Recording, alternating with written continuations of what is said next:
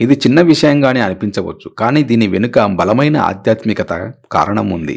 ఎట్టి పరిస్థితుల్లోనూ గిరి ప్రదక్షిణ మార్గంలో చెప్పులు లేదా బూట్లు ధరించకూడదు.